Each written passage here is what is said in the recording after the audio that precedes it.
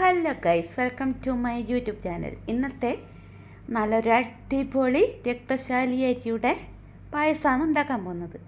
അപ്പോൾ വായോ. ആദ്യം തന്നെ ഈ അരി രക്തശാലി അരി എന്ന് പറയുന്നത് നല്ല ഔഷധ ഗുണമുള്ള അരിയാണ്, ഞാൻ കേട്ടിട്ടുണ്ട്. അപ്പോൾ അത് നന്നായി കഴുകി, ഞാനിവിടെ 1.5 ഗ്ലാസ് അരിയാണ് എടുത്തിട്ടുള്ളത്. നന്നായി കഴുകി വൃത്തിയാക്കി ഒരു കുക്കറിലോട്ടേക്ക് ഇട്ട് കൊടുക്കുക. അപ്പോൾ അത് നന്നായി കഴുകി ഞാനൊരു കുക്കറിലോട്ടേക്ക് ഇട്ട് കൊടുക്കുന്നുണ്ട്. ഇനി അതിനാവശ്യമായ വെള്ളം ചേർക്കും. ഞാൻ ഈ ഒരു ഗ്ലാസ്സിൽ 1.5 ഗ്ലാസ് അരിയാണ് എടുത്തത്. അപ്പം ഞാനിതിൽ 3 ഗ്ലാസ് വെള്ളം ഒഴിച്ചിട്ട് വേവിക്കുന്നുണ്ട്. അങ്ങനെ വെള്ളമൊക്കെ ഏകദേശം ഒഴിച്ച് കഴിയാറായി. ഇനി നമ്മൾ കുക്കർ അടച്ച് സ്റ്റൗവൊക്കെ ഓണാക്കി അടുപ്പത്ത് വെച്ച് കൊടുക്കുക. അങ്ങനെ കുക്കർ ഞാൻ ഏകദേശം ഒരു 3 വിസിൽ വരെയാണ് അടുപ്പിച്ചത്. അപ്പം നന്നായി വെന്തിട്ടുണ്ടായിരുന്നു. ഈ സമയം നമുക്ക് ശർക്കര മെൽട്ടാക്കാൻ വെക്കാം. ഞാനിവിടെ 6 ആണി ശർക്കരയാണ് എടുത്തിട്ടുള്ളത്. അതൊരു പാത്രത്തിലോട്ടേക്ക് 1 ഗ്ലാസ് വെള്ളം ഒഴിച്ച് മെൽറ്റ് ചെയ്യാൻ വേണ്ടിയിട്ട് വെച്ചു. അപ്പോൾ ഈ സമയം നമ്മുടെ റൈസ് കുക്കായി കഴിഞ്ഞിട്ടുണ്ട്. അപ്പോൾ കുക്കർ മൂടി അടപ്പ് തുറന്ന് നോക്കിയപ്പോൾ നന്നായി വെന്തിട്ടുണ്ട്.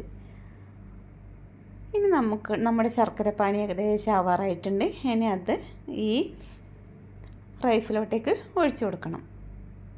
അങ്ങനെ ശർക്കര പാനി ഒഴിക്കുവന്നേ. അങ്ങനെ ശർക്കര പാനി ഒഴിച്ച് നന്നായി ഇളക്കി കൊടുക്കണം. നന്നായി ഇളക്കി അതിൻ്റെ അടിഭാഗമൊന്നും ഒഴിക്കേണ്ട, കാരണം കല്ലും മണ്ണൊക്കെ ഉണ്ടാവും ചിലപ്പം ശർക്കരയിൽ. അപ്പോൾ അങ്ങനെ ശർക്കര പാനിയൊക്കെ ഒഴിച്ച് നന്നായി ഇളക്കി യോജിപ്പിച്ച് ഇനി ഇത് കുറച്ച് നേരം അടുപ്പിൽ വെച്ചിട്ട് വേവിച്ചെടുക്കണം. കാരണം ഈ ശർക്കരയൊക്കെ ഈ അരിയിൽ നന്നായി പിടിച്ചിട്ടുണ്ടേ, അതിന് വേണ്ടിയിട്ട്. അങ്ങനെ ഇത് നന്നായി കുക്ക് ചെയ്യാൻ വേണ്ടിയിട്ട് വെച്ചു. അങ്ങനെ ശർക്കര ഇതൊക്കെ റെഡി ആയിട്ടുണ്ടേ.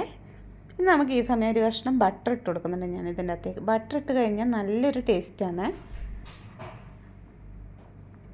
അങ്ങനെ ബട്ടറൊക്കെ ഇട്ട് നന്നായി ഇളക്കി യോജിപ്പിച്ച് ഏകദേശം കുറുകി വന്നു.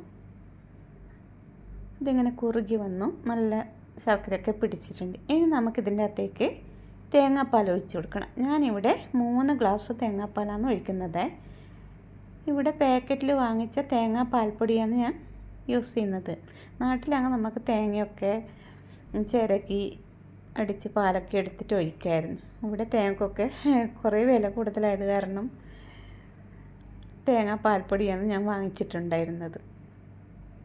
അങ്ങനെ അതൊക്കെ ഒഴിച്ച് ആവശ്യത്തിന് ഒഴിക്കുക. കുറച്ച് ലൂസിൽ ഒഴിക്കണം, കാരണം എന്ന് വെച്ചാൽ ഇത് തിളച്ച് വരുമ്പോൾ കുറുകി വരും പായസം. അങ്ങനെ ഏകദേശം തേങ്ങാപ്പാലൊക്കെ ഒഴിച്ച് നമ്മൾ മുഴുവൻ ഒഴിച്ച് ഇനി നന്നായിട്ടത് തിളപ്പിച്ചെടുക്കണം. കുറച്ച് ലൂസിൽ ആക്കണേ. അങ്ങനെ ഞാൻ നന്നായി തിളപ്പിച്ചെടുത്തു. ഇനി ഇതിലേക്ക് ഇപ്പോൾ ഏകദേശം ആയിട്ടുണ്ട്. ഈ സമയം നമുക്ക് ഏലക്കായ പൊടിച്ചത് ചേർത്ത് കൊടുക്കണം. ഞാനിവിടെ ഏലക്കായും പഞ്ചസാരയും കൂടെ പൊടിച്ചെടുക്കുക ചെയ്തത്. അപ്പം ഏലക്കായ നന്നായി പൊടിഞ്ഞു കിട്ടും. ഇനി അതും ചേർത്ത് കൊടുത്ത് നന്നായി ഇളക്കി യോജിപ്പിക്കുക. അങ്ങനെ ഈ സമയം നമ്മുടെ ബട്ടർ ഒഴിച്ചതുകൊണ്ട് അതിൻ്റെ മുകളിൽ ബട്ടറൊക്കെ തെളിഞ്ഞു വന്നിട്ടുണ്ട്. ഇനി നമുക്കിതിലേക്ക് വറുത്തിടാനായി കാഷ്യൂനട്ടും മുന്തിരിയും ഞാൻ ഇട്ട് കൊടുക്കുന്നുണ്ട്. അങ്ങനെ അതും ഇട്ട് നമ്മുടെ പായസം അടിപൊളിയായി റെഡി ആയിട്ടുണ്ട് കേട്ടോ. നല്ല ടേസ്റ്റ് ഉണ്ട് ഇത് കുടിക്കാൻ. ഞാൻ ആദ്യമായിട്ടാണ് ഈ അരിനെ കൊണ്ടുണ്ടാക്കിയ പായസം കഴിക്കുന്നത്. പക്ഷെ നല്ല അടിപൊളി ടേസ്റ്റാണ്.